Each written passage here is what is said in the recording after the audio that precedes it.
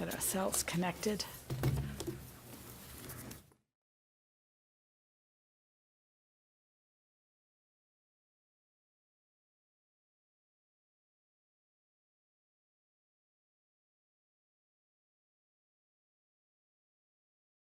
Yeah.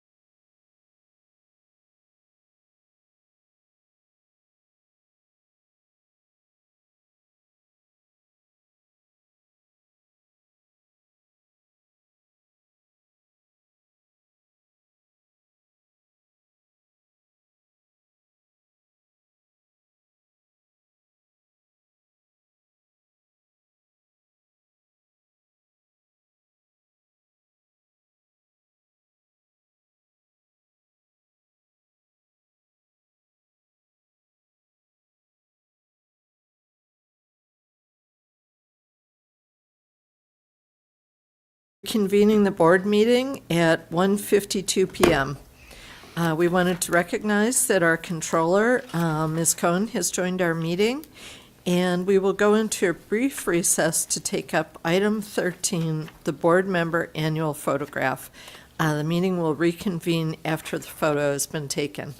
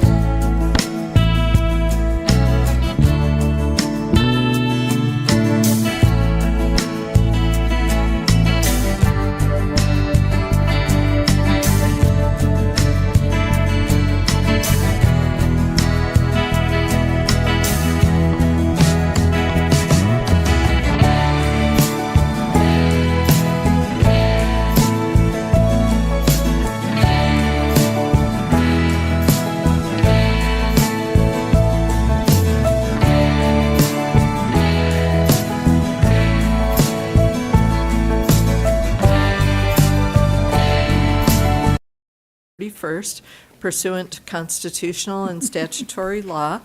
This item is a constitutional function. Contribution disclosure forms are not required pursuant to Government Code 15626, and this item will be presented by Mr. McCool, Ms. Cruz, Ms. Williams, and Ms. Vang. Mr. McCool.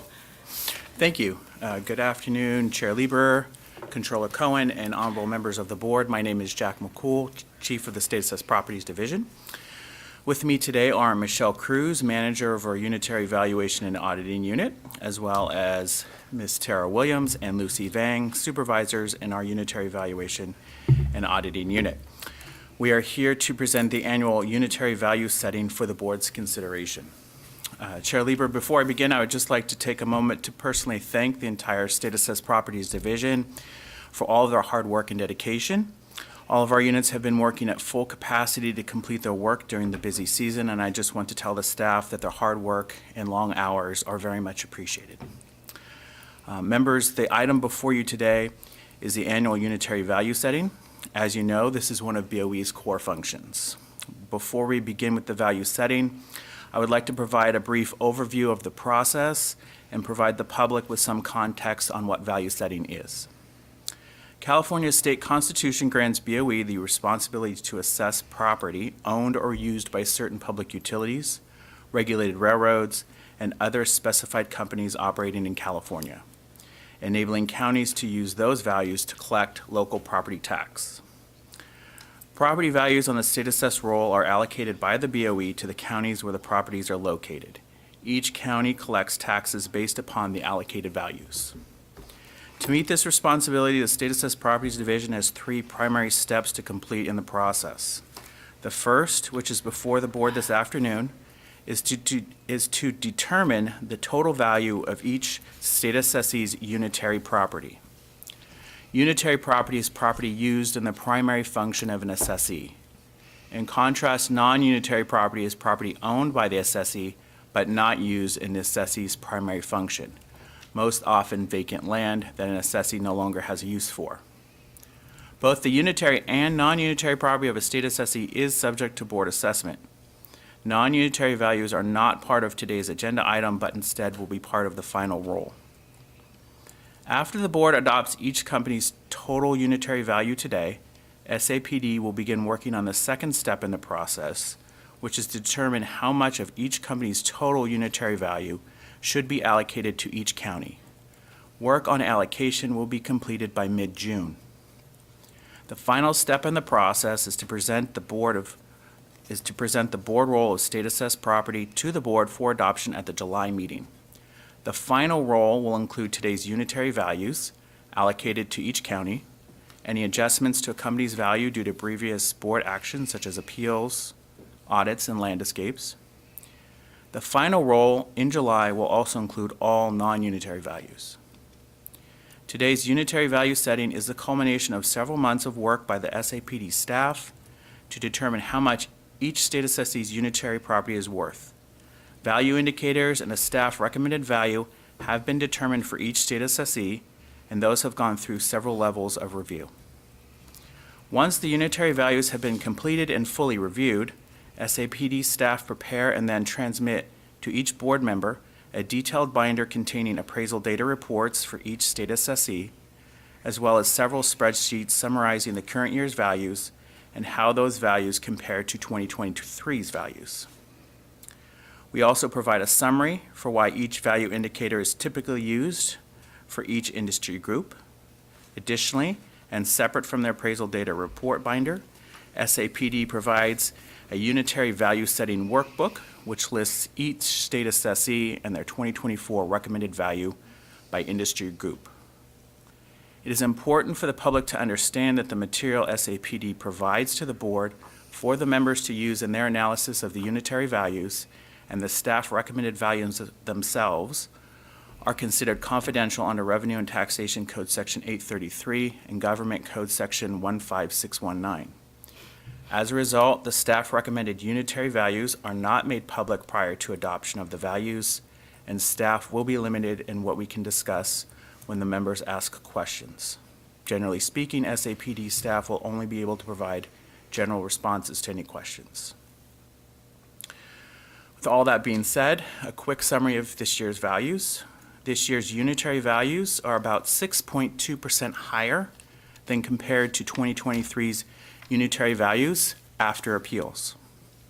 That is consistent with increases we have seen in recent years. As a matter of fact, last year's values were about 7.26% higher than the year before that. The gas and electric industry is by far the largest industry in terms of assessed value, accounting for over 70% of the total unitary value. This year, the gas and electric industry as a group increased by about 6.97% overall compared to the prior year. That is a little less than the 8% increases we saw the last 2 years. This industry continues to see increased growth due to significant amounts of new property being added. Most of these utilities are replacing older property that is severely depreciated with new property that has experienced little to no depreciation yet.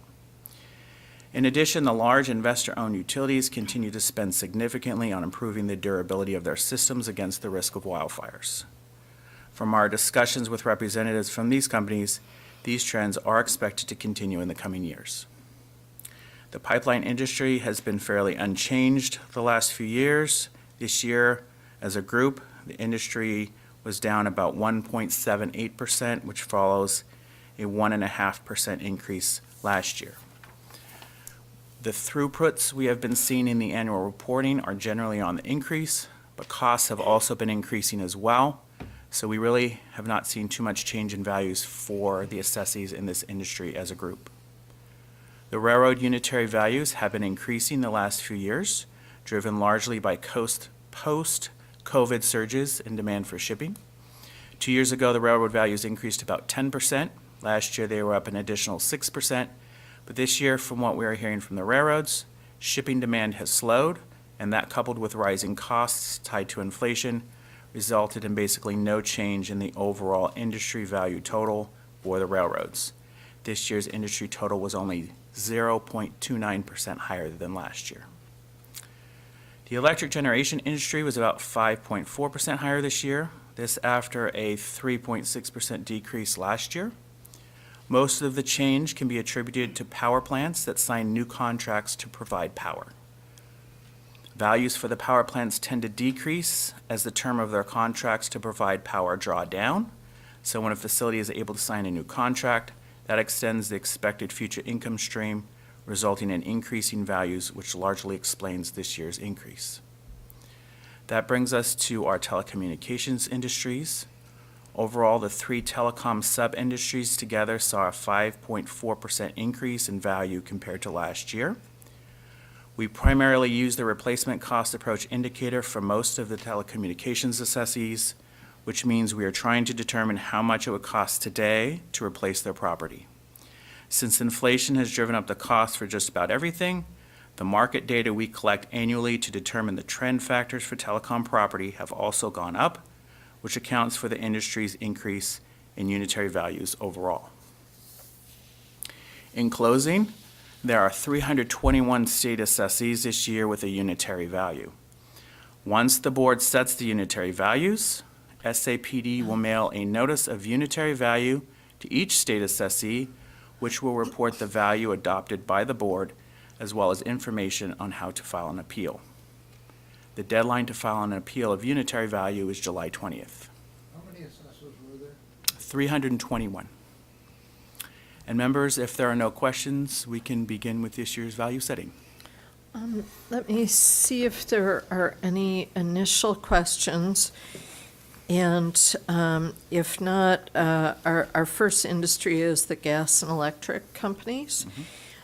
Before we begin the presentation from Mr. McCool and Ms. Cruz, is there any specific company in this group that anyone wishes to take up separately?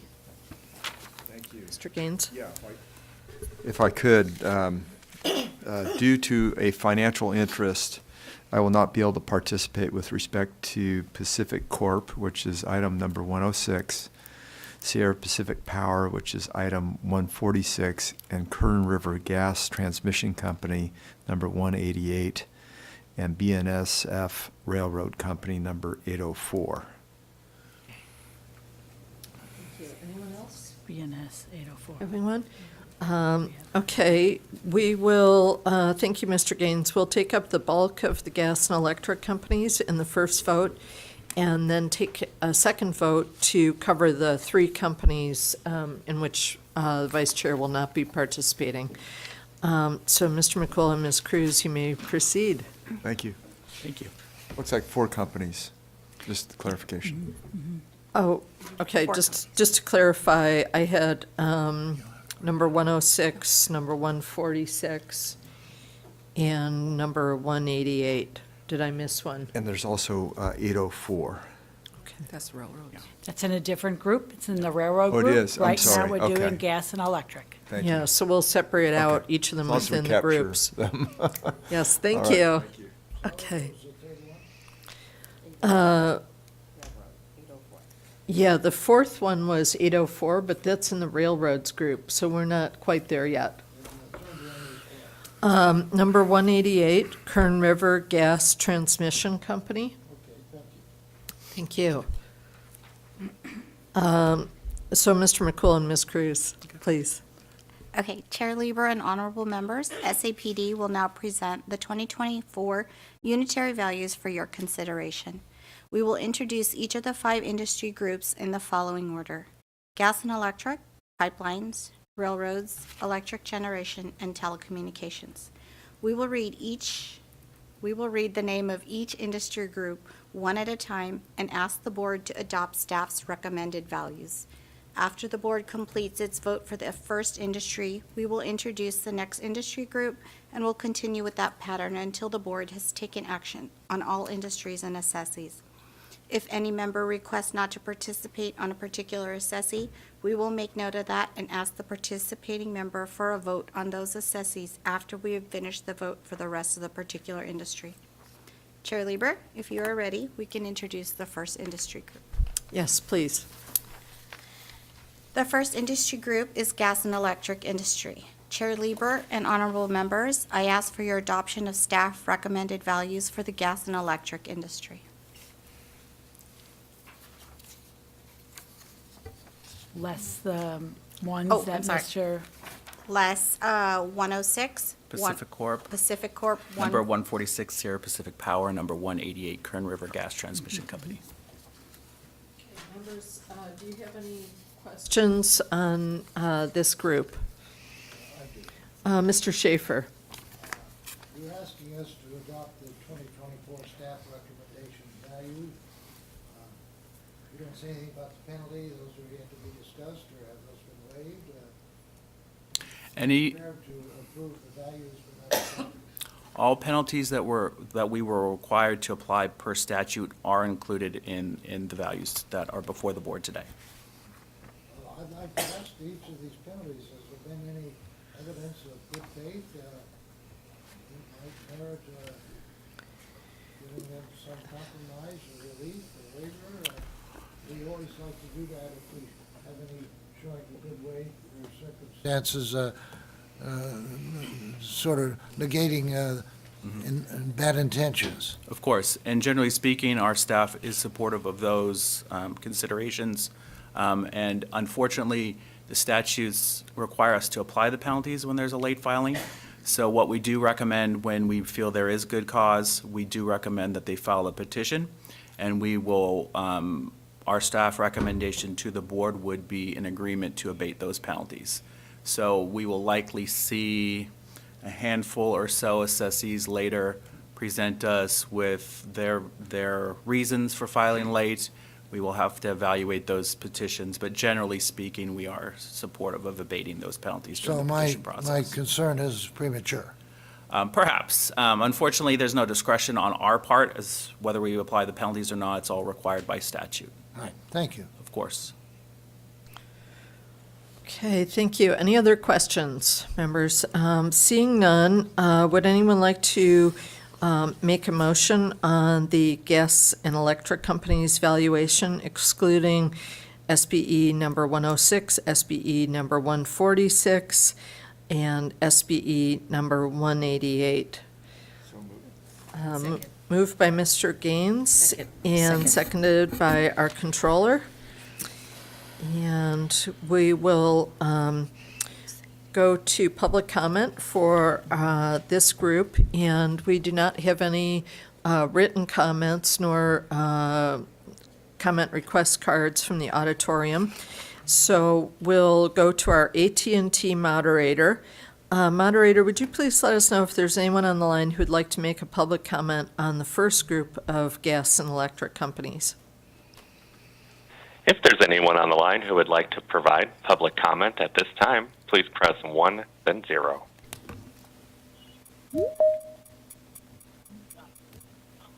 And, Madam Chair, there are no comments. Thank you, moderator. Question from our controller. Yeah, thank you. Mr. McCool, quick question for you. Good afternoon, by the way. Have there been any increases in gas and electric valuations?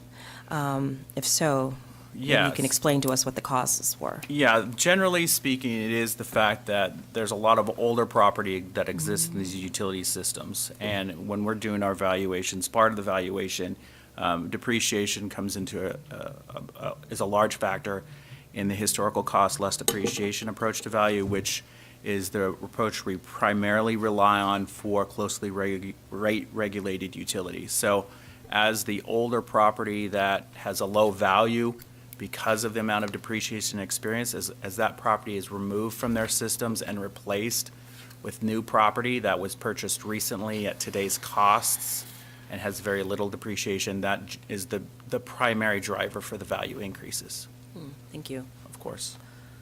Okay, anyone else? If not, we have had a motion by Vice Chair Gaines and second from Controller Cohen on the first group. And Mr. Keddy, if you would please call a roll. Yes. Chair Lieber, Aye. Vice Chair Gaines, Aye.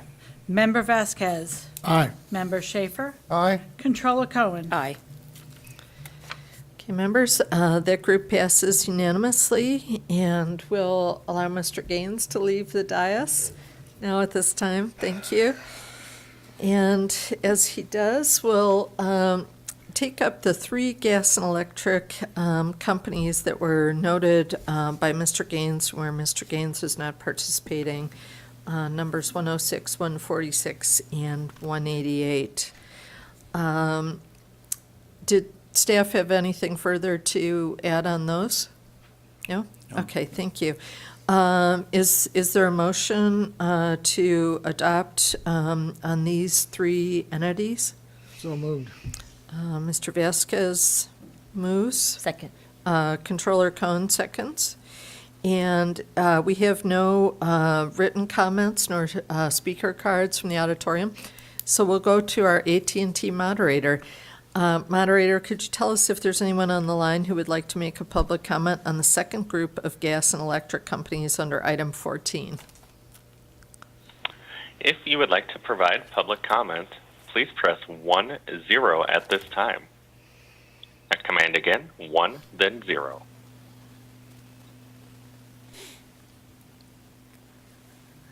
And Madam Chair, there are no comments. Thank you. Members, is there any further discussion on these? If not, Mr. Vasquez has moved and the controller has seconded. Mr. Keddy, if you would please call the roll. Okay. Chair Lieber, Aye. we have Mr. Gaines as not participating. Member Vasquez, Aye. Member Schaefer, Aye. Controller Cohen. Aye. Okay, the item passes with Mr. Gaines abstaining. And we'll welcome Mr. Gaines back to the dais now. The second industry is pipeline companies. And before we begin the presentation by Mr. McCool and staff, board members, is there any specific company in this group that anyone wishes to take up separately? And seeing none, we'll go ahead and ask Mr. McCool and Ms. Williams to proceed. Okay. Our next group is the pipeline industry. I ask for the board's adoption of the staff's recommended values for the pipeline industry. Okay, thank you. Members, are there any questions for staff? And if not, we'd love to take a motion for the pipeline company's valuations. So moved. Second. Moved by Mr. Vasquez and seconded by Controller Cohen. We have no written comments nor speaker cards. We'll go to our AT&T moderator. Moderator, could you tell us if there is anyone on the line who would like to make a public comment on the pipeline company segment of item 14? If you would like to provide public comment, please press 10 at this time. Okay, Madam Chair, there are no comments. Thank you. Members, any further discussion? Seeing none, Mr. Vasquez has moved and Controller Cohen has seconded adoption of the valuations for pipeline companies. Ms. Cicchetti? All righty.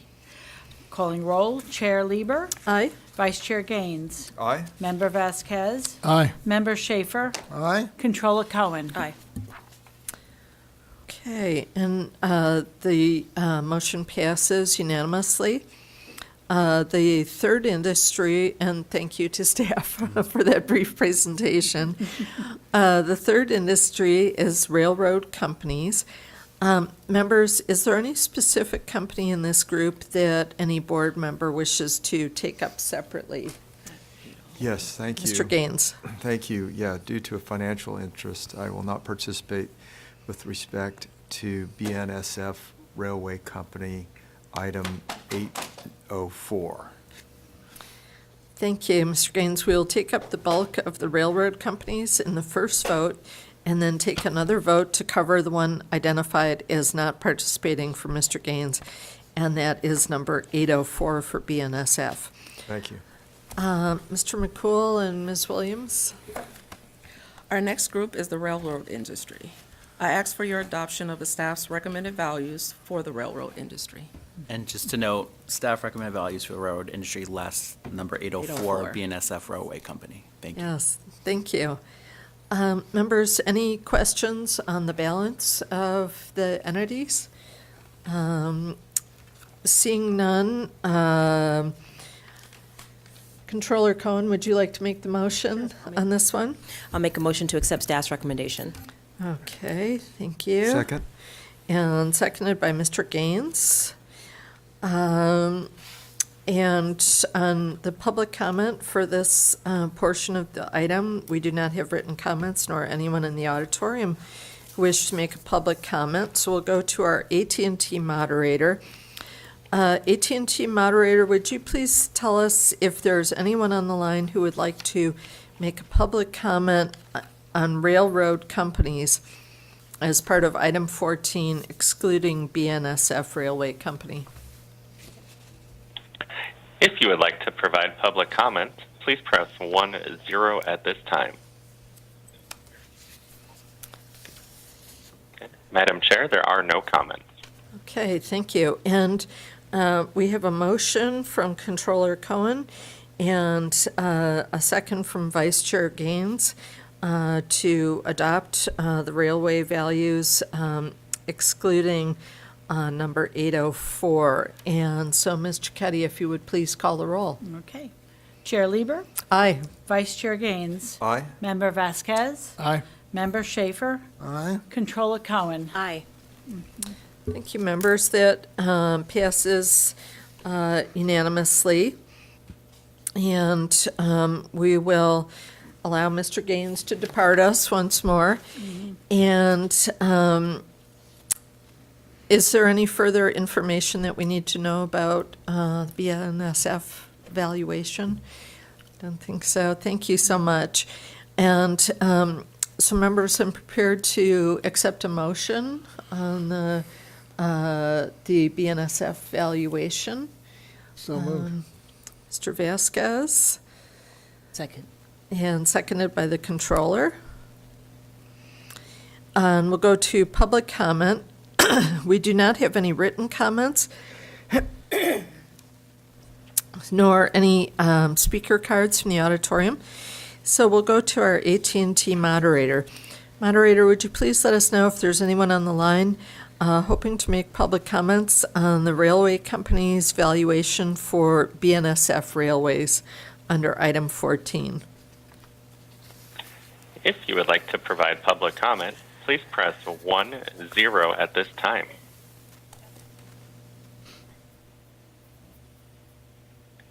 Madam Chair, there are no comments. Thank you. We'll bring it back, and we have a motion from Mr. Vasquez, a second from Controller Cohen, to adopt the valuation for BNSF Railway. And we'll go ahead and have Ms. Cicchetti call the roll. Chair Lieber, Aye. Vice Chair Gaines is not participating. Member Vasquez, Aye. Member Schaefer, Aye. Ready, Controller Cohen. Aye. And the motion passes unanimously among all those who are participating. And we'll go ahead and welcome Mr. Gaines back. The fourth industry that we'll be taking up is electric generation facilities.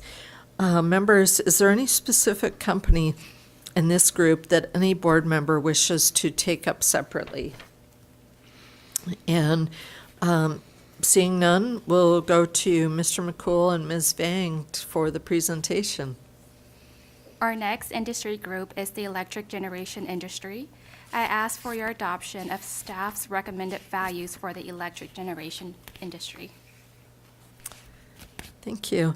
Members, do you have any questions for staff on this portion? If not, we're prepared to take a motion to adopt the electric generation facilities valuations. Mr. So Gaines? moved. Well, go ahead. Oh, got a motion from the Go. controller? Okay. That's it. Okay. We'll take, I'll make a motion to accept the staff recommendation. thank you so Yes, much. uh-huh. And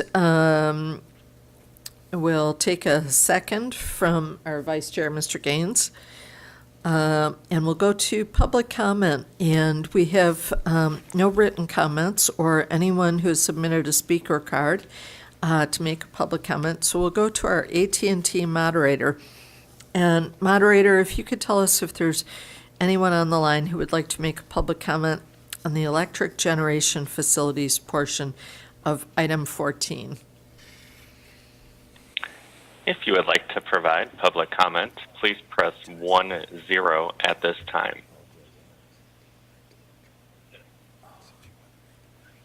And Madam Chair, there are no comments.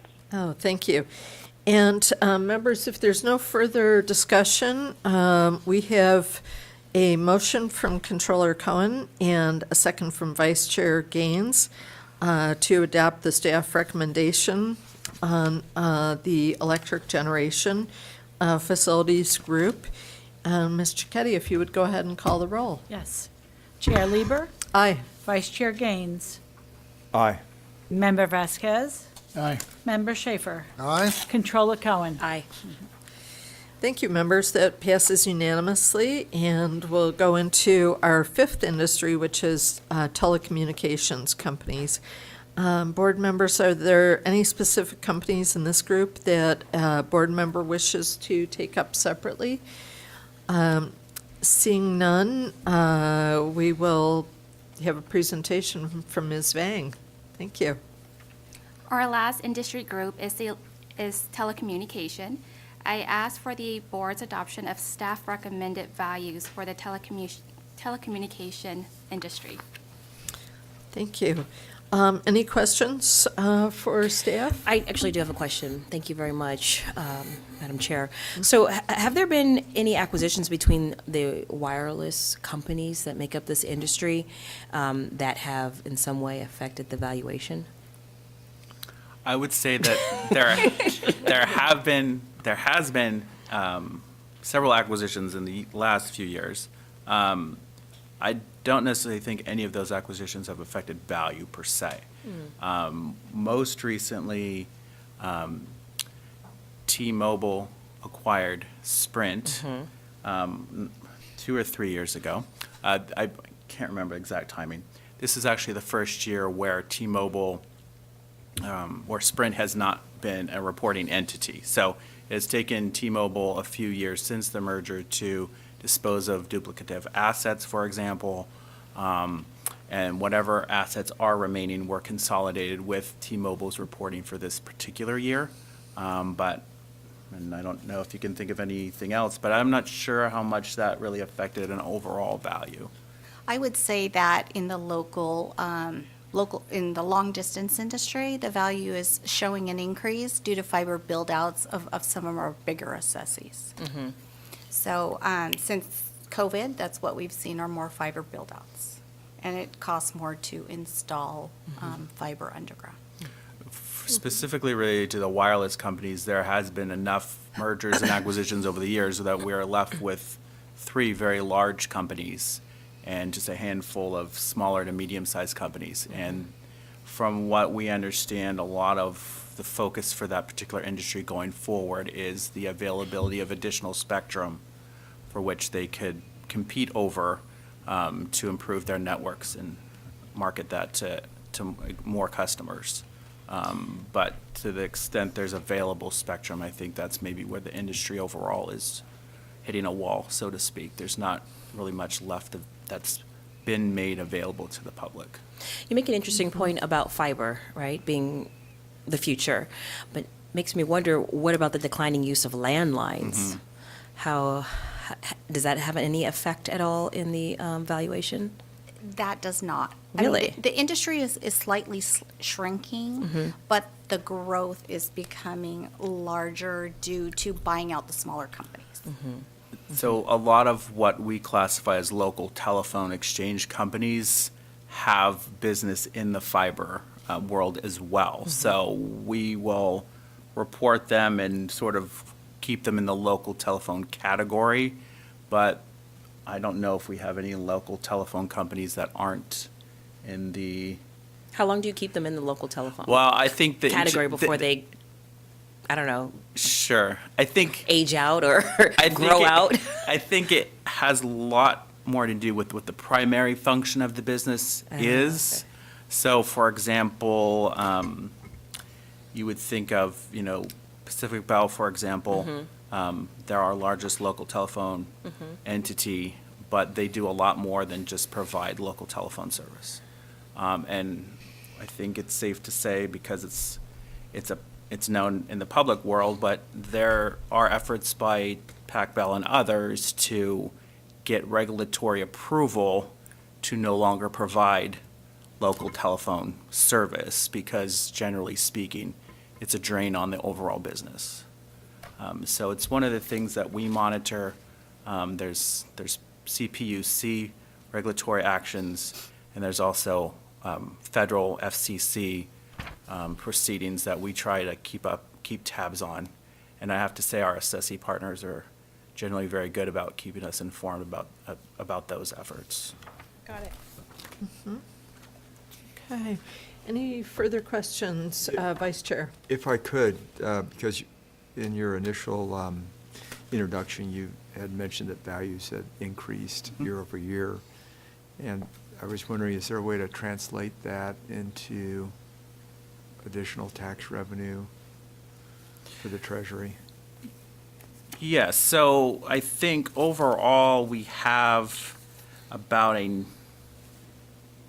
it's about a $9 million of assessed value increase this year. Okay. So that would equate to, I do my decimal points, but that would equate to about a $90 million increase in Yes. property Okay. tax revenue. Okay. And then how about on the locally assessed property values? What's happening this year? Sure, and unfortunately, that's not the area of our specialty, but I think, generally speaking, I think there's robust growth in most counties as far as their property tax compared to the prior year. Okay. I don't have knowledge of specifics, but I've seen some of the news releases that county assessors' offices have released, and I'm Can't even think of one that went into the decline. I think every one that I've seen so far has Okay. been. All right, so that's one area Similar where tax increase. revenue is actually growing a little bit. I know we've got challenges with the state budget, but Sure. it's not happening in the property arena. Not from what we're seeing, no. Yeah. There was also inflation that also affected Okay. our trend factors this Okay. year. Yeah. So the decrease was very low. Yeah, I guess you could have some decreases in some of these office buildings, and I don't know when those hit the books. But when they, some of these buildings that are worth half of what they used to be worth, and they're going under or whatever. Yeah, I think from the little that I've followed the commercial vacancy rates, I don't think they've fallen quite as much as a lot of predictions had, thought they might, but Okay. it's definitely something the local assessors are keeping a very close eye on. Yeah, not reflected this year. Not to my knowledge, Yeah. no. Yeah, okay, thank you. Okay, any other questions for staff? Seeing none, we're ready to accept a motion to adopt the staff recommendation on the telecom company's valuations. Is there anybody who'd like to So jump moved. in? Mr. Vasquez? And a second? I'd be honored to second. Okay, we'll take our controller as a second there. And go to public comment for telecom companies' valuations. And we do not have any written comments or comment cards from the auditorium. So let's go to our AT&T moderator. Moderator, if you would please let us know if there's anyone on the line who would like to make a public comment on the telecoms company's portion of item 14. If you would like to provide public comment, please press 1 then 0 at this time.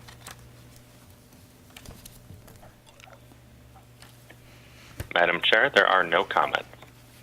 Okay, thank you. So we'll bring it back, and we have a motion from Mr. Vasquez and a second from Controller Cohen to adopt the valuations for telecommunication companies. Ms. Cicchetti, if you would please call the roll. Alrighty. Chair Lieber, Aye. Vice Chair Gaines, Aye? Member Vasquez, Aye. Member Schaefer, Aye. Controller Cohen. Aye. Okay, members, the item passes unanimously, and we will go on now to item 15, which is the audit of Neutral Tandem California LLC. And thank you to all the staff that were here for all of the background work that goes into something like this.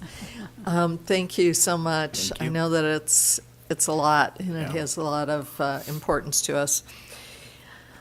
So item 15 is a constitutional function. Contribution disclosure forms are not required pursuant to Government Code 15626.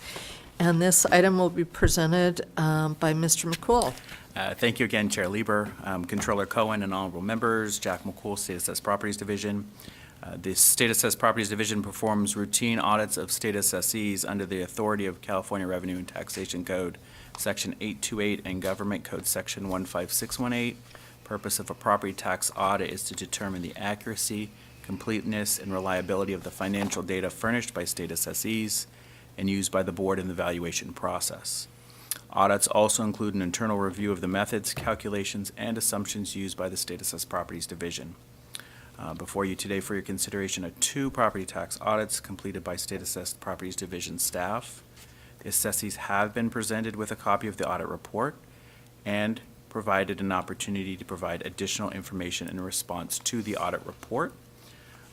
Upon adoption of each audit, the assessee will receive official notice of their value change and are provided 50 days in which they may file an appeal.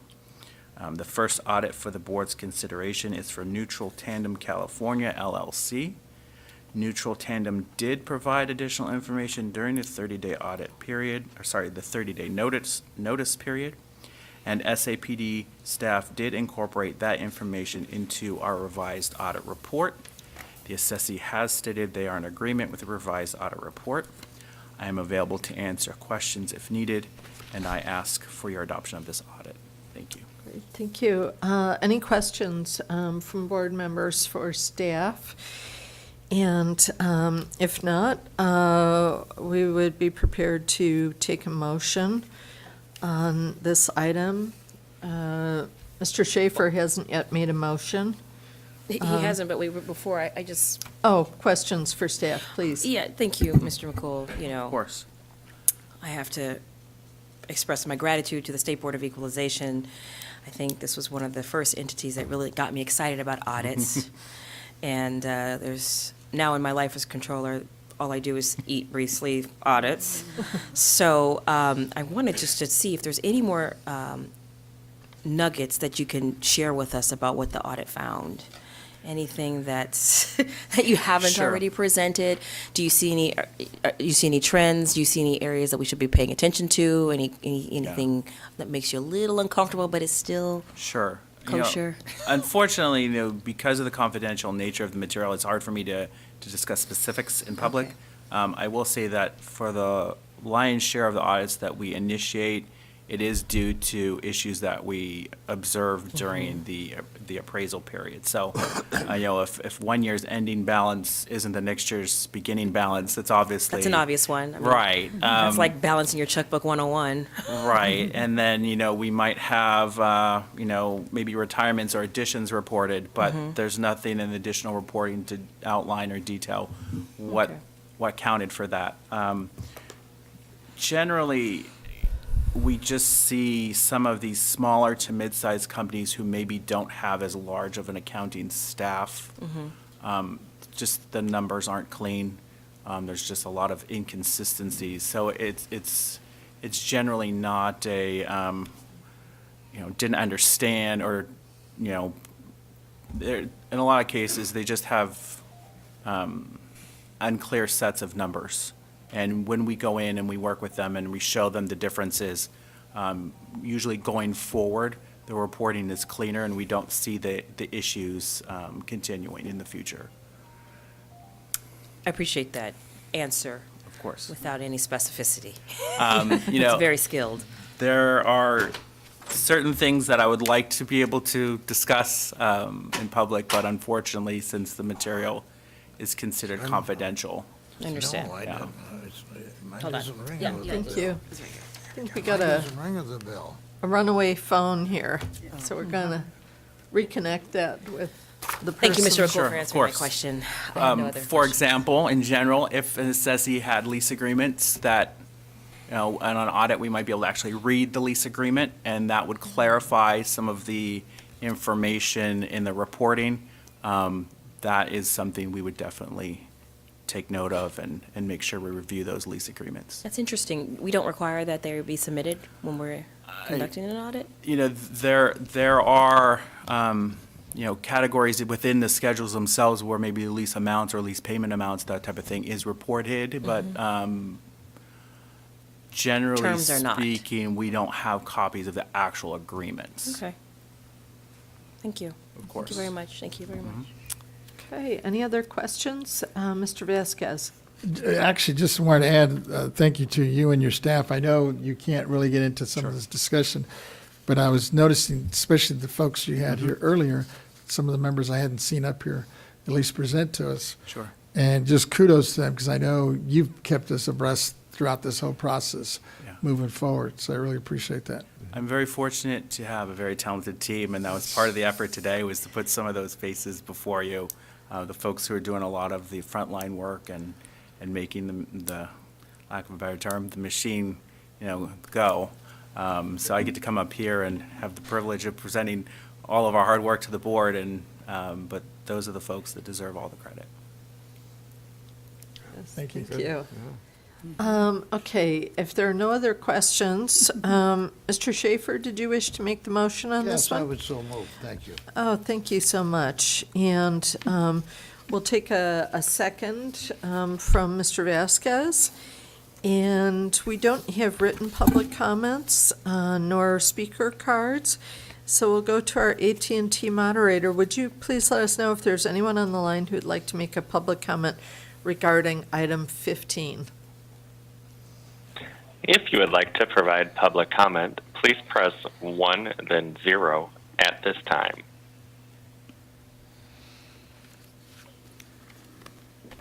Madam Chair, there are no comments. Thank you. We'll bring it back to the board, and Mr. Schaefer has made a motion to adopt the audit results, and Mr. Vasquez has seconded. Ms. Cicchetti, if you would please call the roll. Sure. Chair Lieber, Aye. Vice Chair Gaines, Aye. Member Vasquez, Aye. Member Schaefer, Aye. Controller Cohen. Aye. Okay, thank you, members. It's unanimous, and the motion passes. And we'll go on to item 16, which is another audit, this time WebPass Telecommunications, LLC. This is also a constitutional function, and contribution forms are also not required pursuant to Government Code 15626. This will also be presented to us by Mr. McCool. Thank you. Thank you, Chair Lieber. The next audit is for WebPass Telecommunications. They were provided a copy of their audit report and findings. They will also have 50 days after adoption of the audit findings in which they may file an appeal. WebPass did not provide us additional information during the 30-day notice period. I will note that in both this one and the prior audit, this is a 4-year audit covering the period of 2020 through 2023. I'm available to answer any questions, and I ask for your adoption of the audit for WebPass Telecommunications. Thank you. Thank you. Are there any questions for Mr. McCool on this item? Okay. Seeing none, we'd love to entertain a motion. If there's someone wanting to make a motion. Second.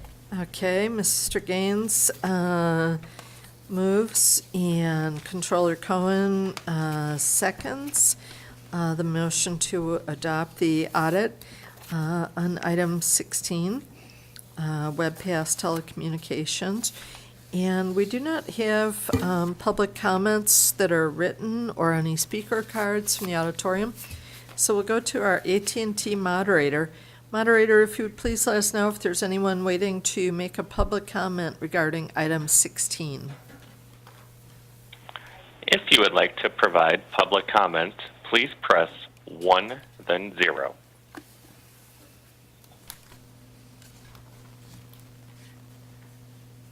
And Madam Chair, there are no comments. Thank you. Members, if there's no discussion, we can move towards the vote on this. Vice Chair Gaines has made the motion to adopt the audit results. Controller Cohen has provided the second. And Ms. Cicchetti, if you would please call the roll. Chair Lieber, Aye. Vice Chair Gaines, Aye. Member Vasquez, Aye. Member Schaefer, Aye. Controller Cohen. Aye. Okay, members, the item passes unanimously, and I just wanted to do a quick time check with staff. We're perhaps about 20 minutes overtime for the staff for the break, I think we're fine. I don't the think we need afternoon a break. I think we're fine. If we might take the controller's item, because I know that her time is at a premium. So we'll go on next to the board member matters and go to item 17, rebuilding, revitalizing, and modernizing the State Board of Equalization. And this is a discussion and 2024 progress update of the rebuilding, revitalization, and modernization of the State Board of Equalization. Controller Cohen. Thank you. Thank you very much. And I just want to say that, you know, my time is no more valuable or less valuable than anyone in this room. That's really important. I think that as government service, we need to remember that we are equal here.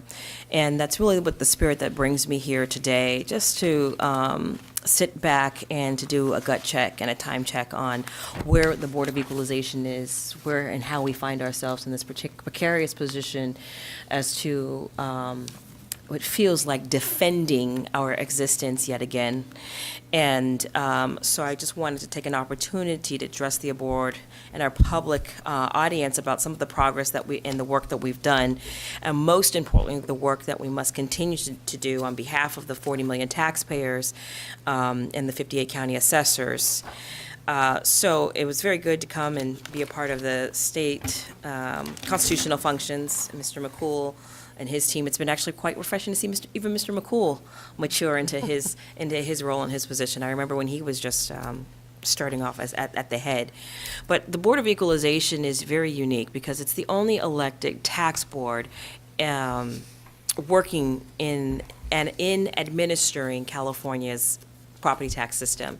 And many people in this room know this already, but the folks at home that may be listening or that may review this recording in the future, the property tax system is a $95 billion property tax system, and that is a significant amount of money. It involves over 13 million assessments valuing at approximately $8.3 trillion. And although the proceedings may come across as mundane or boring, but there's a tremendous amount of work that goes into preparing the assessments, but most importantly, where does that money go and to whom benefits from it? That is the crux of why I think we get up and we do the work that we're doing and why we fight. The BoE was established in 1879, and there are some that would make the argument that says that we've outlived our initial date. And I disagree with that. I think that as long as government is around, we need to have oversight and we need to have fair checks and balances. And when you are administering a complex $95 billion property tax system, you need people that are elected to serve, to represent, that are held accountable to taxpayers to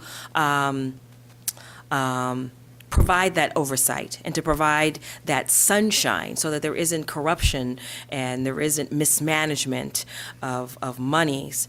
When we were all sworn in, with the exception of you, Chair Lieber, but in 2019, I think that's what makes all of us unique, is that we came in together, we were all freshmen, and we were bright-eyed and bushy-tailed, and we really had the idea to take on the awesome task of restoring the stellar national reputation of the Board of Equalization. And you may not even know what that means, but this body, in a previous lifetime, was a preeminent example of how state government should administer and collect a tax system. And we have taken the task in 2019 to rebuild the agency's administrative and programmatic infrastructure. So again, just simply to protect the rights of the taxpayers.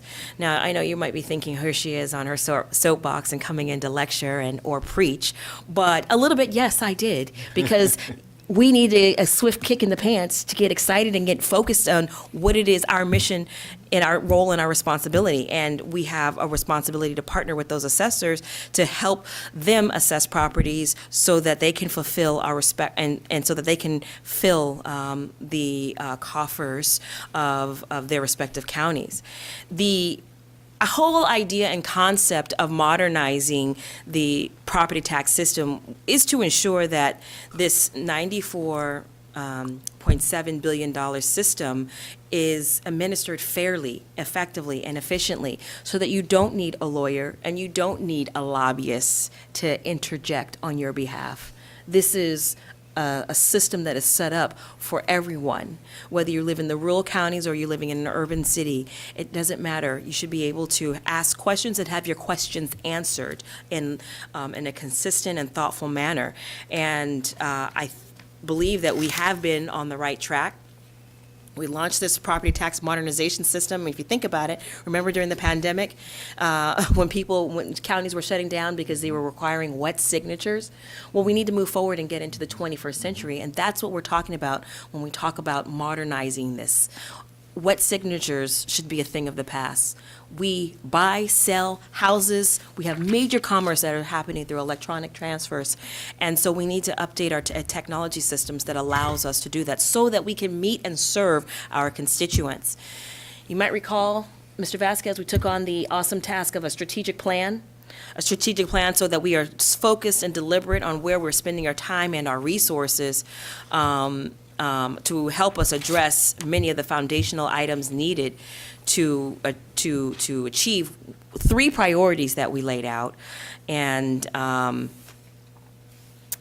go into those later, but I want to just make sure that we are just not learning, or that we do not forget the lessons that we learned during the pandemic when we were at a crisis, when people were trying to get money, trying to get support, trying to get PPE, trying to pay their property taxes. We were just in a really interesting place that taught us a lot of lessons. And in the midst of these challenges, we had a very competent BoE staff that continued to deliver outstanding outcomes.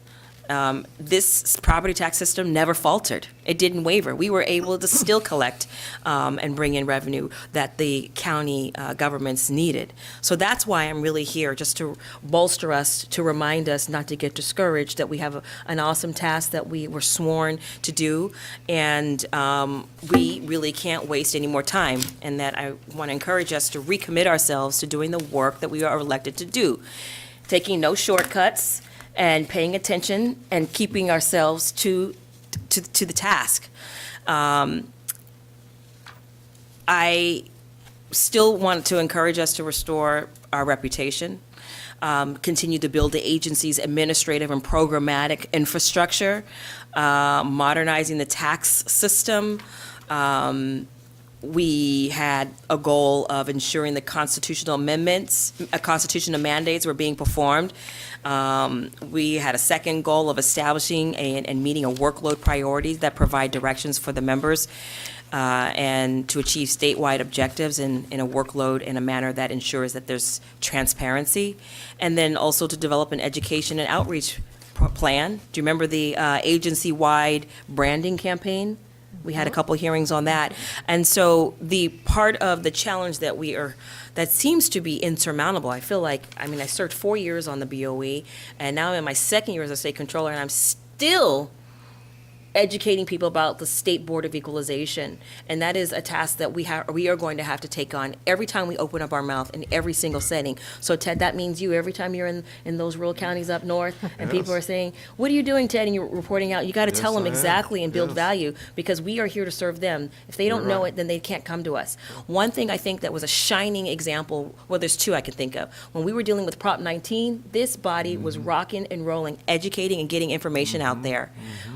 Whether we agreed or disagreed with the legislation is irrelevant, kind of, but we'll talk about that later. But taxpayers came in here in tears. People were crying because they lost their home or to a fire, and they were trying to rebuild, and they didn't understand why their property value had increased. And we know, because we know that in how property values are triggered and increases. But it was the Taxpayer Bill of Rights office that was outstanding in rising to the occasion and answering these questions and putting out information so that the legislature and the legislators know that we have this convening where people can come and get their questions answered. That was so uplifting, and we need to get back to that. I feel like we have lost sight of our mission. So I am going to end my lecture here, but to the staff who really have also stepped in and have grown into their positions, quite honestly, with no predecessor to even guide you.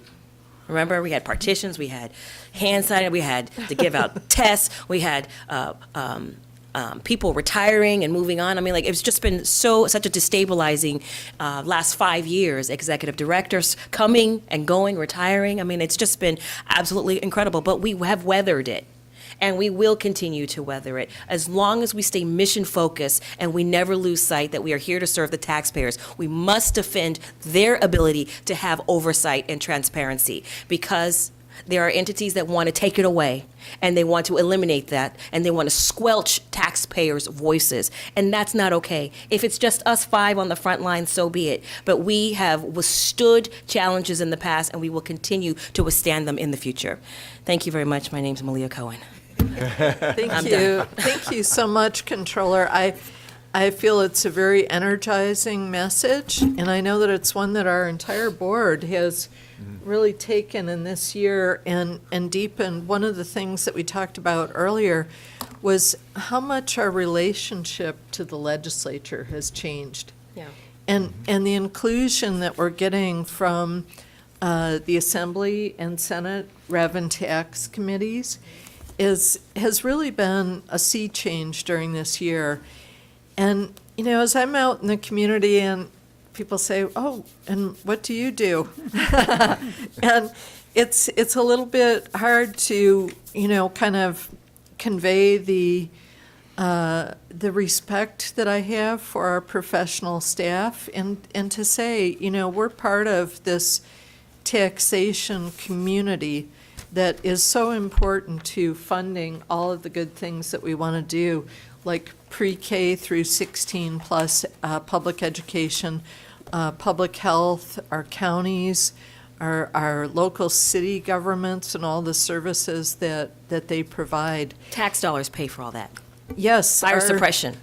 Yeah, our taxpayers in California. And, you know, so often I get the comment from people in the community, well, you should be proud of working in that effort. And I really am, and I think we've made considerable progress in this year. And the challenges keep coming up from those who would not even look at the fact of all the stages, painful stages, that the BoE has gone through in terms of change since 2017. And I think that we make progress with each year. And we are deepening the relationships that we have within the Capitol. And I think becoming much more effective. But it's something that has to be tested all the time. And I think in a way that's one of the great things about government is that the eye should be on every part of government to say, are you worth having or not? And for us to be able to show the things, the value that we do provide to taxpayers of all kinds throughout our state, homeowners, companies, farms, et cetera. And so I think it's a process, and this has been a good recognition for us of the opportunity that we each have to do more to tell the story of the Board of Equalization and the value that we deliver every single day. And also to be examined by those committees in the state legislature and various other venues that are out there. I think it's good and it's healthy to be tested. And we're looking at another very large hill over the next couple of years, that the good and expansive ideas that we have, the additional load that we're being asked to carry by the state legislature, we're going to have fewer resources to do it. So we're going to have to dig down and really build on our strengths that we've had. And I so appreciate the membership in the deepest sense and the partnership that we have with the state controller and that we have with elected officials all up and down the line, especially our assessors, are so important because they're the first line of communication with our constituents in California. And we're given this great challenge of being at this position in one of the most powerful and diverse states anywhere in the world, you know, matching against any country. We have great power of natural resources. We have great power within our population. We have enormous horsepower within our diversity.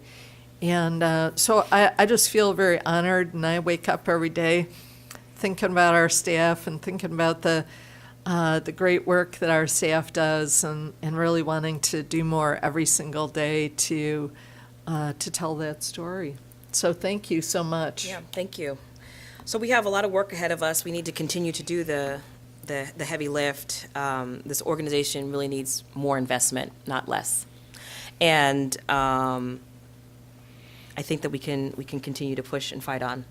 thank you very much for just giving me a few minutes on the agenda. I appreciate you. Yeah, Thank you. thank you. Thank you very much. Could I speak real quick? yes, please, Vice Chair.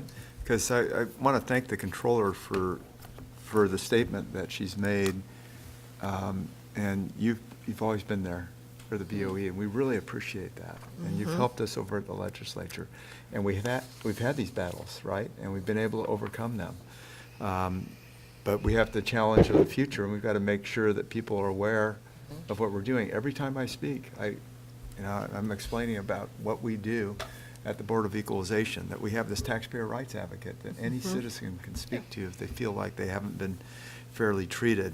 The electronic signatures aspect, we were talking about that earlier this morning. Yep. There's $10 million of grant money available for our rural counties if they want that. The training, we basically changed the way we train, That's right. Because of the pandemic, so we adapted to that. Senator Ben Allen, we've had Member Vasquez working closely with him on oversight potentially of other agencies. And I think that's a good path to be looking at. Somebody, Mike Gibson's been an advocate and supporter and knows the value of the BoE. We had an informational hearing on insurance because that can affect your property value. If you can't get insurance, Yes. your value of your home might drop by $50,000 or $100,000. So I think we need to make sure we're in the mix, and we have to make sure we continue to communicate what our role is.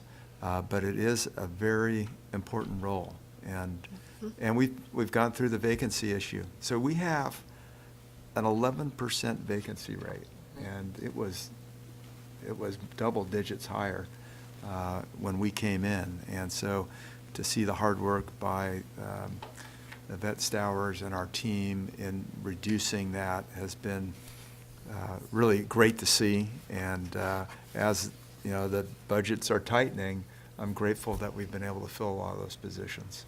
So we'll continue to march on and work forward. Look forward. Thank you. All right, thank you. Thank you. Any further comments, members? Well, Mr. Vasquez. Just one quick one, and and thanking the controller, because, we, like you mentioned earlier, it was a struggle when we first came on board, all of us being new. But I really appreciate your leadership on that, and looking forward to working as we move forward on this issue, especially as we look to modernize the BoE. And, whatever ideas or thoughts you might have along those ways, please count on us. I know my staff is ready to help and assist in whatever we see fit. As we look at BoE, as I look at it now, the 202 now, we've gone through the 102, and now we need to move forward. And I think the appetite, I think we had talked about earlier today, at least with the legislators, is very positive and supportive. And they really want to see us not only take some more authority, but to look at things that this body, and especially the staff that we have, to take it to the next level. And really appreciate whatever thoughts and ideas you have moving forward. And, it may call for maybe another, we did our little retreat way back in the day, and we kind of laid out all our benchmarks, and certain things we were able to accomplish, other things are still kind of pending, and we maybe need to revisit that and look at what needs to move us to the next level. And appreciate it. Yeah, absolutely. Mr. Schaefer. Yes, I just want to mention I've seen a lot of progress with the BoE in the last year or two, and I have dinner or lunch with my assessors, and they're all so pleased to have an elected official that they can talk to and raise problems with and not just be stuck with another bureaucrat. And so I just find that we're very popular with the people that count, and I just want to tell you that. Thank you. That's fantastic. Well, thank you so much, Controller, for this very good message for us, and to our staff who are doing so much and who are themselves fully modernized, even if all of our state processes are not, in really helping to lead and work with the assessors in delivering the best services possible for our constituents. So thank you so much. And I'm very mindful that we need to go to our afternoon break so we can give our captioning staff and others a little bit of a break here. So We will recess now, and we will reconvene at 3:16 PM. Thank you. Thank you. Nice seeing you. Good to see you. I didn't know my phone rang. I thought it just went click.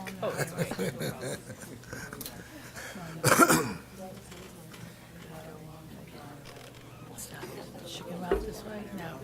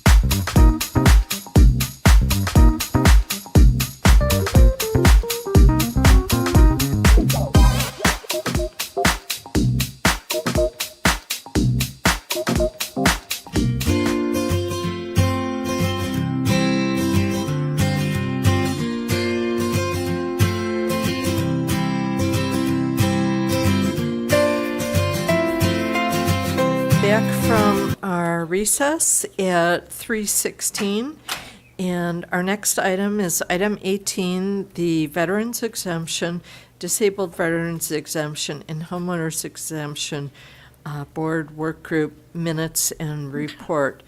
This will be presented by Mr. Vasquez. Thank you, Madam Chair and honorable members. I'm submitting for your review and discussion the Veterans Exemption, Disabled Veterans Exemption, and Homeowners Exemption Board Work Group draft minutes and report from the March 19th, 2024 board meeting. In the report, you will find testimony from our scheduled speakers, which they're listed here. You know, we had folks like Mr. Zimmer, Mr. Antonio Castro from LA County Assessor's Office, Mr. Scott Kaufman, Legislative Director from the Howard Jarvis Group.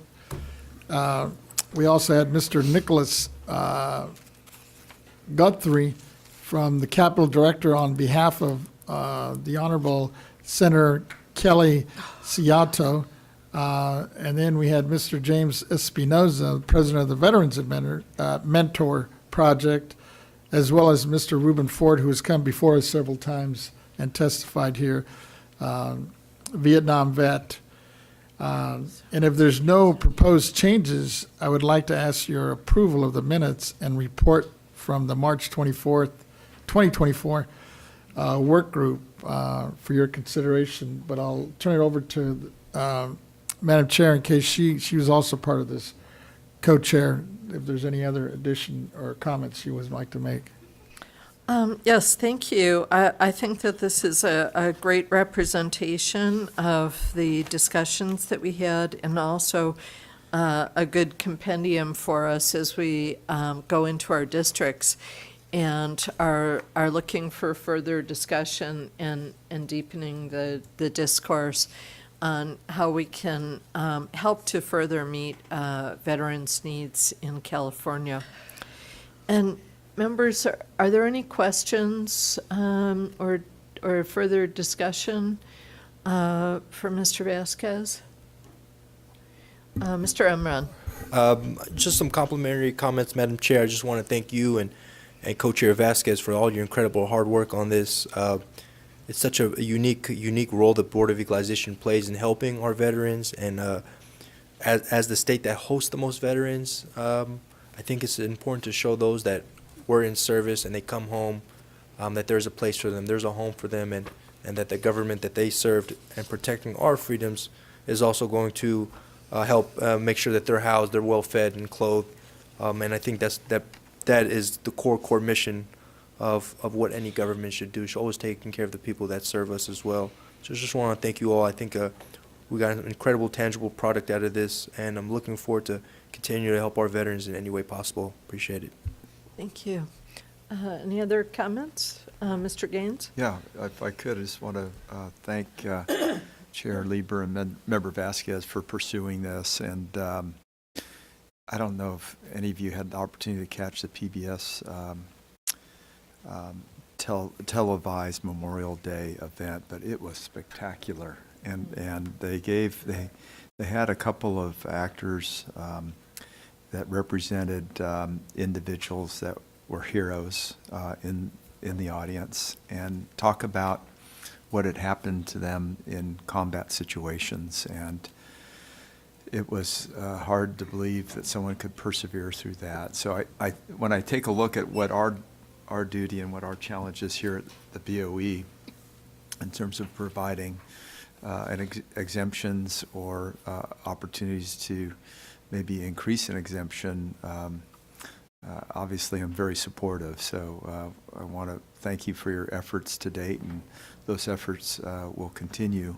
The transition is a difficult one for people coming back from war, and we know that. We had some earlier comments in our opening comments about the challenges of suicide. We need to make sure these veterans are getting the support they need, and we can do our bit when it comes to BoE-related veterans issues. So thank you.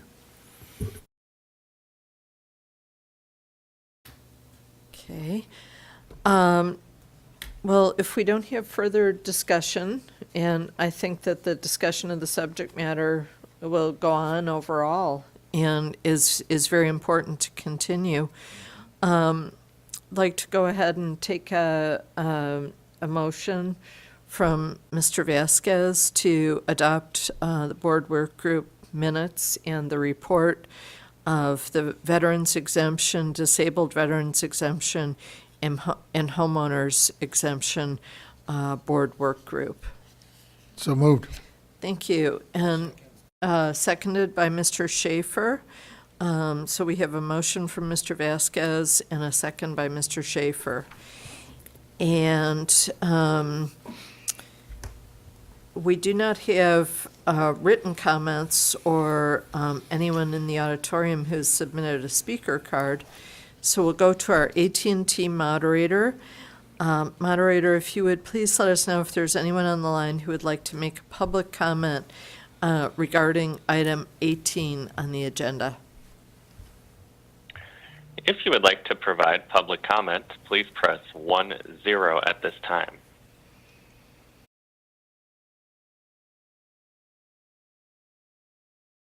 Madam Chair, there are no comments. Thank you.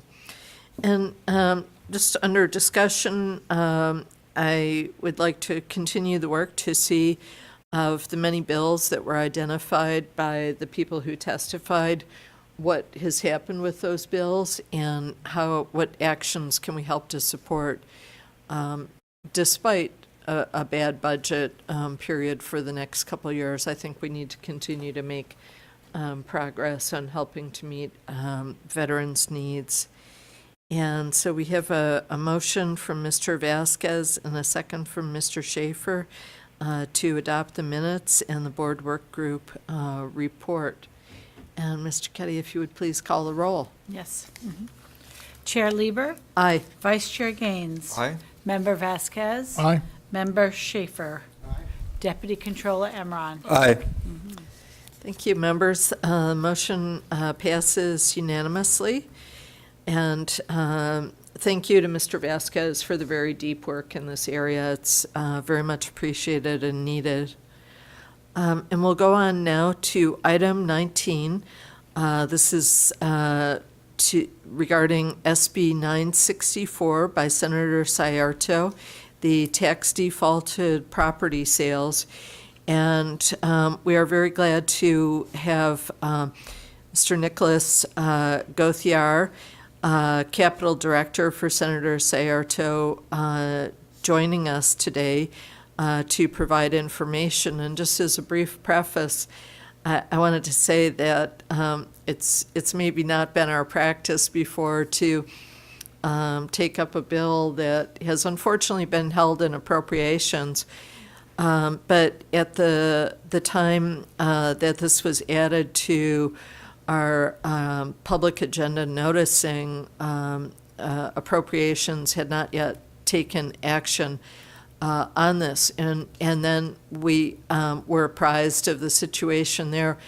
But we really felt that given the importance of the underlying issue and the impact for the affected group of Californians, it was really important for us to start this conversation. And so I'm very pleased that we have Mr. Gauthier here today with us to present on this and to also talk about the 2-year session that we will be entering at the close of this year's legislative session and plans for this proposal going forward. So thank you so much for joining us today, and if you'd like to make your comments. Thank you, Madam Chair. Thank you, honorable members of the Board of Equalization. Nicholas Gauthier, Capital Director for Senator Sayarto, and the Chief Staffer for SB 964. As you have probably already digressed from reading the bill, there is a very much a pressing matter that the state of California needs to address, thanks in part to the ruling of Tyler v. Hennepin. Tyler v. Hennepin, while a unique situation in another state where there was no recourse for an individual to get the equity back from a seized property from a tax defaulted sale. The judgment of the Supreme Court and the opinions also cited many principles which I think many understood to be true from the Takings Clause of our Constitution, and pointed to the nature that while California does have a process for returning the equity of surplus from a tax default property sale in a Chapter 7 process, the process and the manner in which we go through our Chapter 8 process in California really does not. To clarify, Chapter 7 process is when a tax defaulted property is put up for an auction with the minimum bid set for what the defaulted debt was to the county and other subsequent debts, and then is bid on and can go up from there. And then there's a process for which the previous property owner could get the remainder equity out of the property and return to them. In a Chapter 8 sale, on the other hand, the property is bid upon by either a nonprofit housing, a nonprofit conservancy, another government agency, and it is bid at the defaulted debt level. And there is no opportunity for competitive bidding. There's no opportunity for market value determination. It is pulled from that Chapter 7 process, goes through a few hoops, and is finally approved by the state controller. There is, in the last 5 years of examining every Chapter 8 sale in the state of California, there has been 0 instances of equity remainder and 0 instances of equity returned. There are plenty of instances where, in examining all these Chapter 8 sales, where the market value of the property is definitely within question. It definitely raises the question that it probably could have gone for a lot more money. When you're talking about 5 different parcels of 5 acres each being sold for a grand total of $11,000, and a single 5-acre parcel nearby going for over $35,000, it kind of raises questions on what the market valuation of that sale was in that Chapter 8 sale.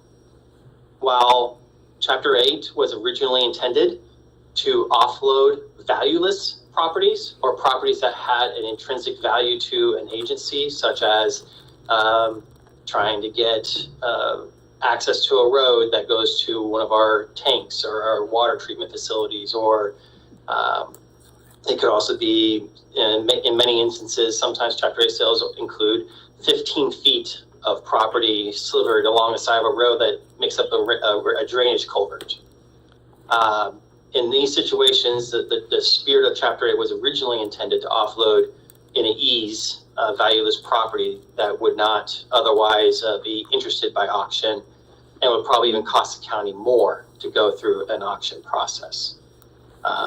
In the debates and the research and all the effort we put into SB 964, the counties really do see Chapter 8 as a very essential tool for offloading properties that are either problematic or valueless. Though, they also admit that there are a lot of instances where a Chapter 8 sale can also go towards property that does have value and has usefulness. In trying to push 964 and trying to figure out a way that California can retain its essential tool of Chapter 8 process, which we do agree it is a tool to be used, and we don't want to remove a tool from a county, but we would rather Chapter 8 be at least in compliance with Tyler v. Hennepin. We want the sale of Chapter 8 to be as close to, if not market value. And in that way, we can be in full compliance with the Supreme Court, and we can be in compliance with the Constitution and not risk liability, both fiscal and legal liability to the counties. And we also don't want to risk the Chapter 8 process being challenged, at the Supreme Court level and removed from our state. So that was the main purpose behind 964, a little bit of history behind 964. As the bill is currently in print, we submitted amendments to appropriations before the suspense date to try to help address some of the analysis that was given to us by your staff team, which was amazing. I want to thank your staff team for all the hard work they put on that and the great conversations we had on this. We sought out to bring Chapter 8 into compliance by bringing the Board of Equalization yourselves into this discussion. We felt that the Board of Equalization is a great taxpayer advocate elected body that has a lot of expertise when it comes to assessing properties and dealing with property taxes and property values. This is something that we believe will give a taxpayer an objective third-party opinion that they can also, come before, right, and ask questions and propose counterpoints to, as demonstrated by your hearings so far today that I've enjoyed. So that's where we are intrinsically pushed towards the idea of involving you and just having you be that third-party objective source for a market valuation to determine whether or not a property is worthless or at least lower value than the tax defaulted debt. And of course, we had a couple other aspects in the bill that try to give more flexibility to the counties. We didn't want to be stonewalling counties and overwhelming the Board of Equalization for properties that had no purpose of being evaluated. So, for example, we gave an offshoot where the county did try to do a Chapter 7 auction sale and the property failed to get any bids at the tax defaulted value. Then that would satisfy the concerns of Tyler v. Hennepin and showing that it has a market value of less than the tax defaulted debt.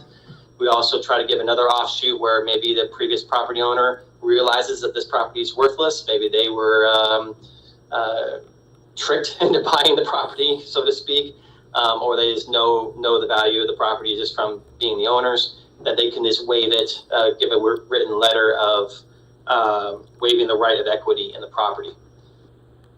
We also try to give a few more flexibilities for the county tax collectors to know if a property is more likely to be claimed in their Chapter 8 sale, and to work with the Board of Equalization to identify those properties maybe sooner than later, or to even wait and prove that they shouldn't go to Chapter 8, because there are a lot of tax collectors obviously out there who understand Tyler v. Hennepin's implications and are trying to toe the correct line in identifying these type of properties.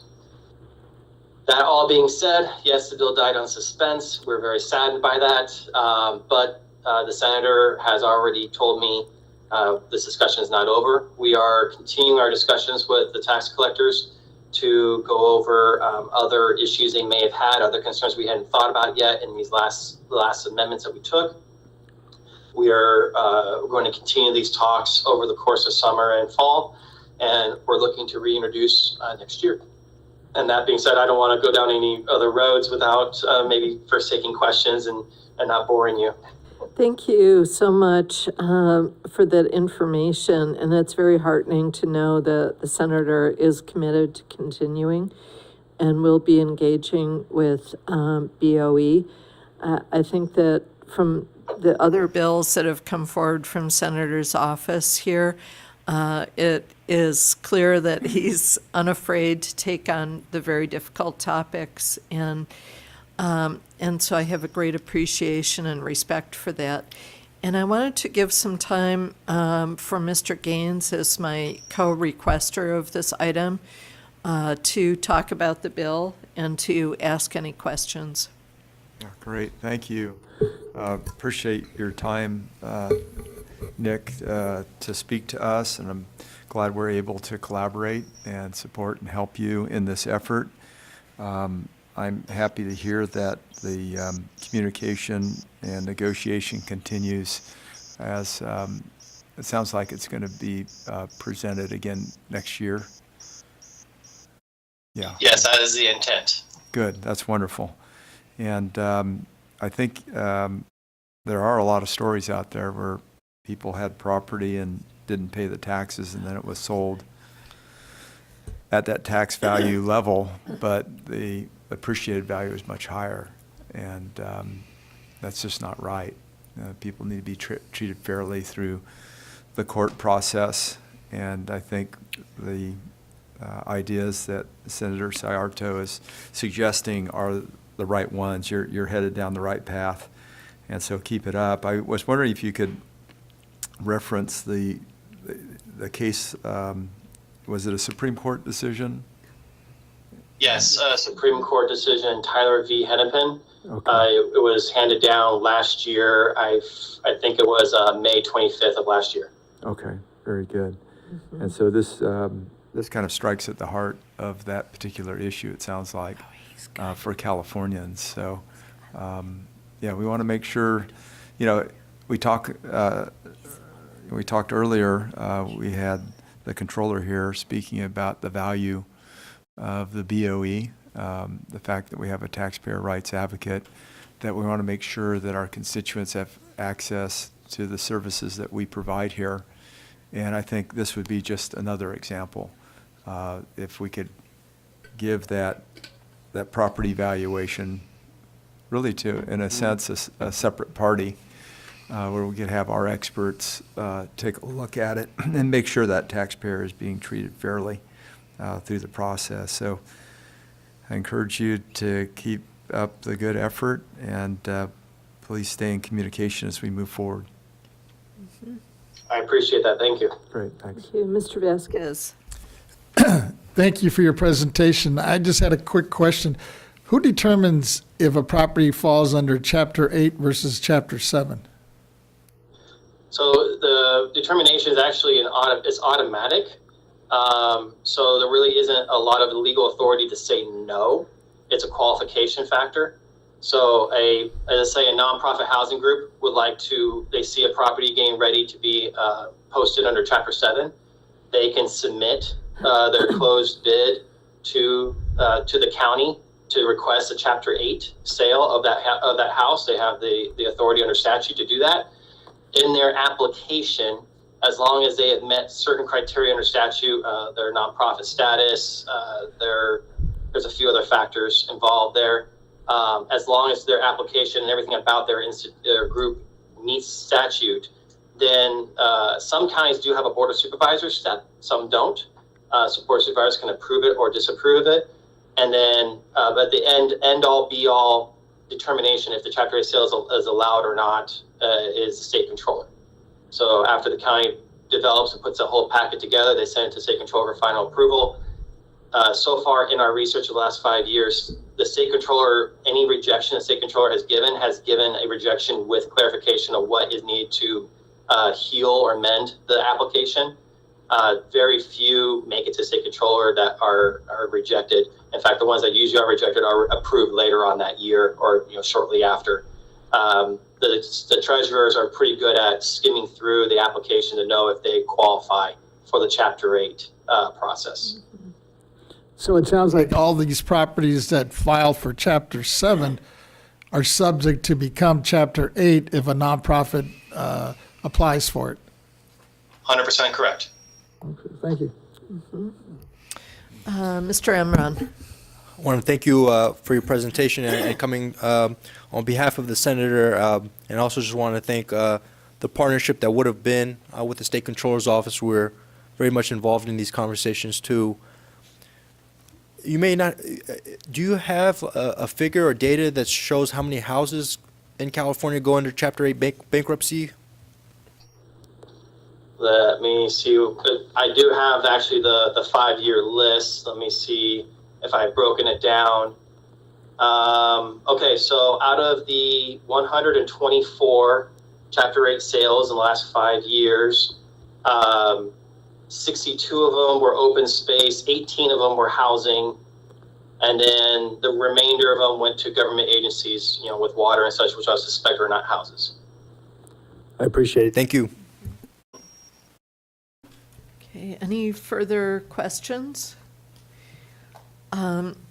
If not, if we could go to public comment, and we don't have any written comments on this item, nor speaker cards for the auditorium, but we'd like to go out to our AT&T moderator And moderator, if you would please let us know if there's anyone on the line who would like to make a public comment regarding this item on the agenda, item 19. If you would like to provide public comment, please press 1, then 0.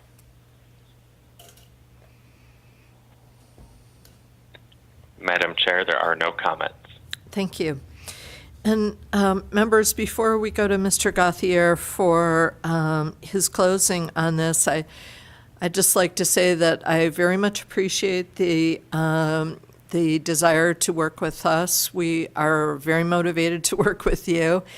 And I just look at the impact that this has on our constituents' lives and their ability to move forward. I think until the recent times when there was a pool of money available for property tax help, it has been difficult. And I think that there are many situations where it arises after the death of a family member or after the failure of a business, which is often not in the control of the business. And the impact, not just financially, but emotionally and psychologically, of seeing a valuable property be sold for almost nothing and having no ability to change those facts is very does have an impact on our constituents. So I want to thank you for engaging in this bill and thank the senator.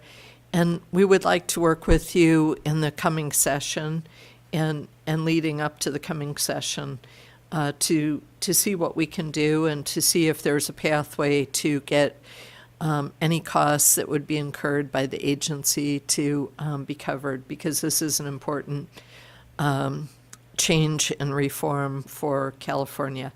And so, Mr. Gauthier, if you have closing comments that you would like to make.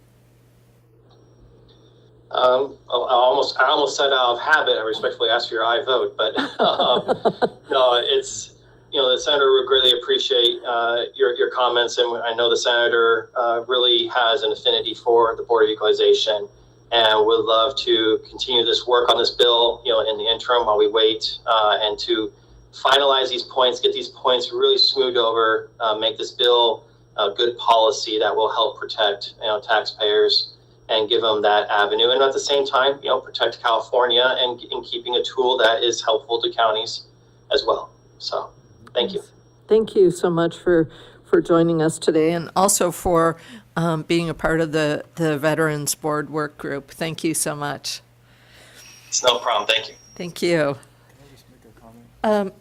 Yes, Mr. Gaines. Just because it's providing additional tax revenue to the local jurisdiction. Yes. This law would do that, right? So it would actually help the counties. Well, I know there's an offsetting cost in doing the analysis, but you're also creating revenue for another local jurisdiction. Yes, absolutely. Thank you. Okay, thank you, Mr. Gauthier. Members will go on now to item 20, property valuation or special exemption, and this item is presented by Member Schaefer. Mr. Schaefer. Thank you, Chair.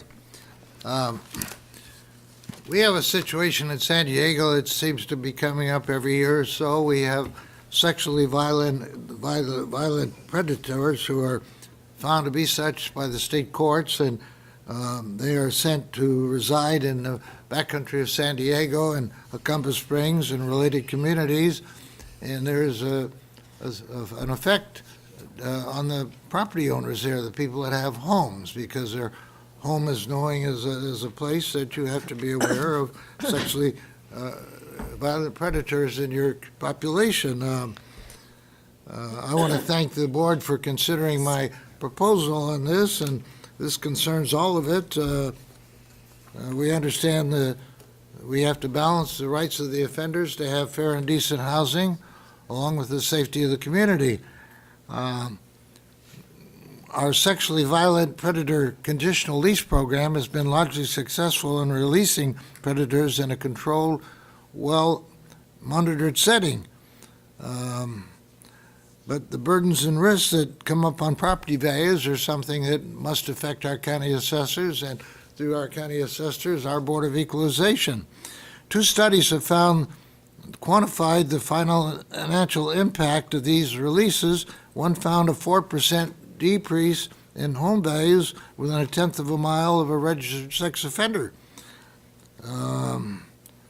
My proposal is that we work with our legislative staff and our executive director to formulate legislation that will clarify the financial impact that helps to reduce the specific burden borne by our neighborhood property owners and taxpayers over this phenomena.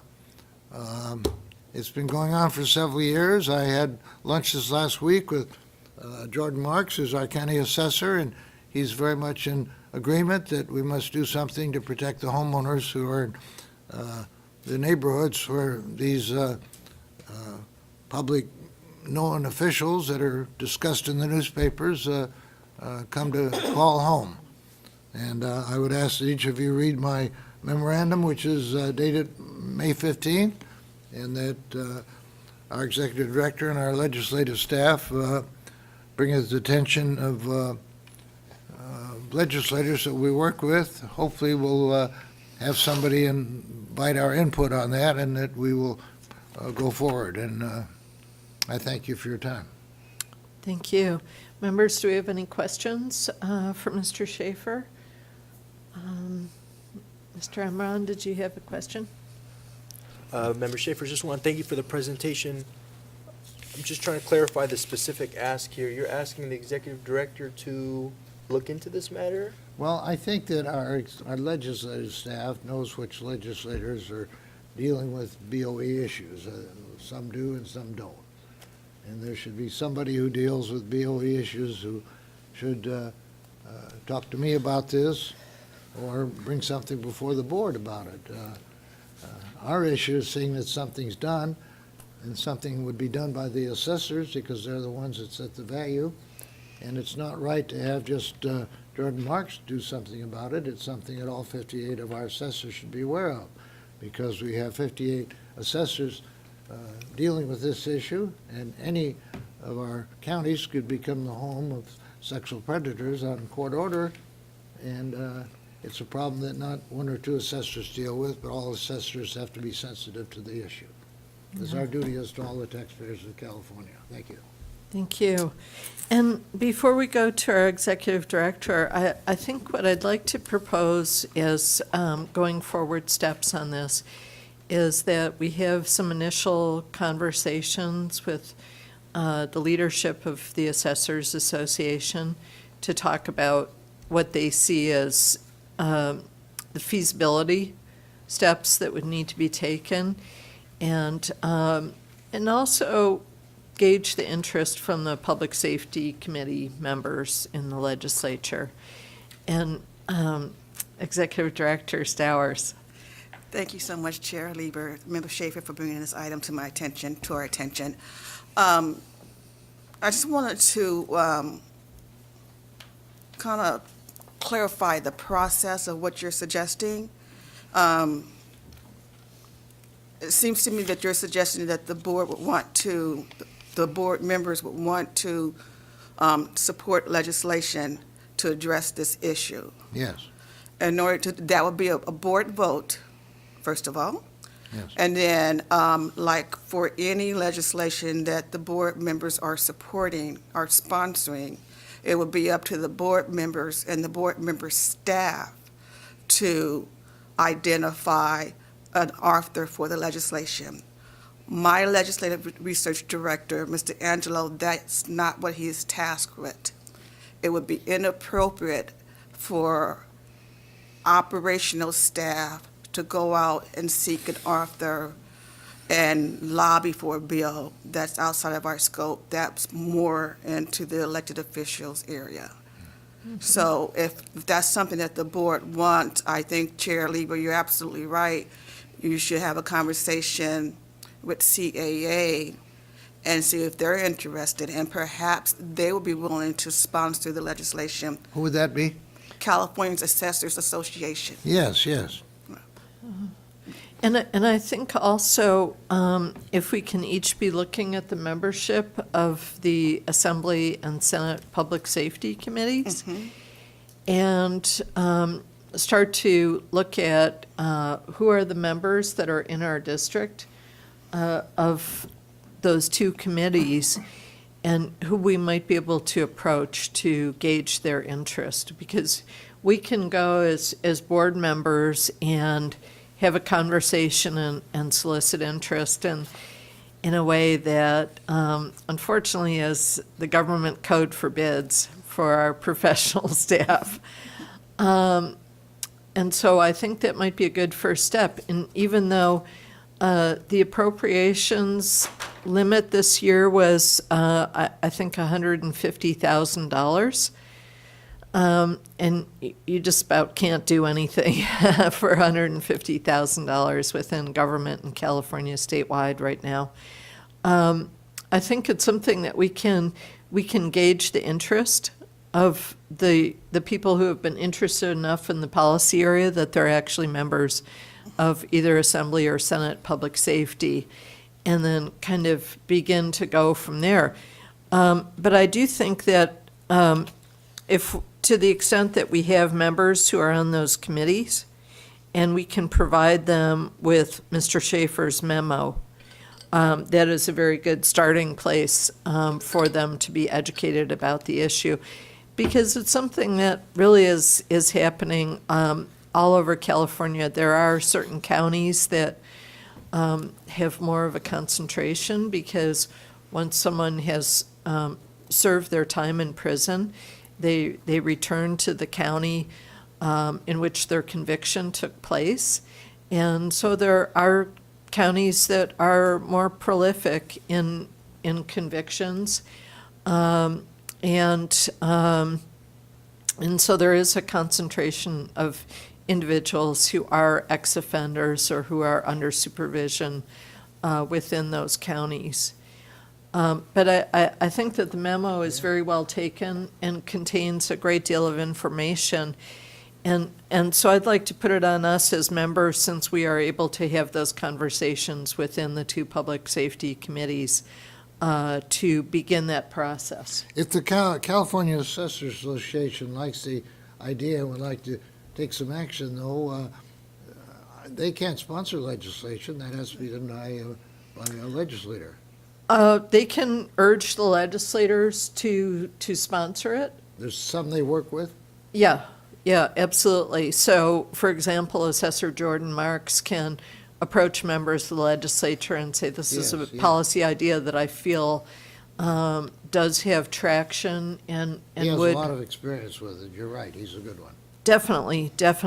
But I think we can each begin that process of looking at Assembly and Senate Public Safety and seeing who we think would be interested in providing them with this memo. Yes. And if Member Schaefer could also ensure that we have this digitally. I know that we do, but sometimes it's not top of our inbox. To help facilitate making those connections. Yes. That would be very, very helpful. I will resend it to you guys. Thank you so much. And so we don't need a motion at this time, but I think we have a good handle on our steps forward. So thank you, Mr. Schaefer, for bringing up this item. And I actually am going to go out to our AT&T moderator, given that we don't have written comments on this item and don't have speaker cards from the auditorium. I'd like to go to our AT&T moderator. And moderator, if you would please let us know if there's anyone on the line who would like to make a public comment regarding item 20 on the agenda. If you would like to provide public comment, please press 1, then 0.